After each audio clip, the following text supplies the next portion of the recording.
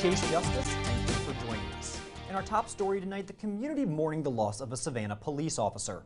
Reginald Brannan Jr. was laid to rest today, surrounded by family, friends, and fellow officers. WSAV's Brian Ray has more. On Saturday morning, a sea of men and women in blue coming together to remember one of their own. Savannah police officer Reginald Brannan Jr. died on August 29th. It happened off-duty while the Northwest Precinct officer was driving home. Around midnight, his car collided with a tractor-trailer on Highway 21 in Garden City. He was killed by his injuries at just 23 years old. They let us see him and viewed him and gave him my love and a kiss on the forehead. And you know, emotion is I would never wish this on anybody. So, you know, the loss of a child. The officer shares a name with his father. He was his only son. He was a good son.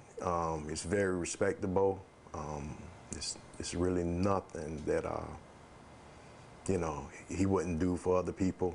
You know, he was junior. He touched a lot of people's lives in the 23 years that he lived on this earth. That sentiment echoed by the dozens of police vehicles lined up outside Jonesville Baptist Church. Police from Savannah, Thunderbolt, Garden City, Bloomingdale, and Brunswick all paying their respects to a man described as having a passion for law enforcement. He would come by here and he'd stop, and you know, it makes a father feel good when you see your son in uniform doing the right things. You know, that's a great feeling. Officer Brannan leaves behind a family who loves him, including 2 children of his own. His father says the pain of losing his only son will never go away, but his legacy will live on. God does no wrong, so, you know, and I believe in that firmly in my heart. So, you know, I know he's up there now with God, so it's a hard thing for me to accept, but he is. Brian Ray, WSAV News 3, on your side.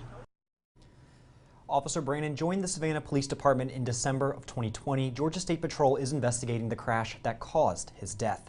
In a statement provided to News 3, Chief Lenny Gunther says, "Our hearts are broken over the sudden and tragic loss of Officer Brannan. He was a young officer just starting his career."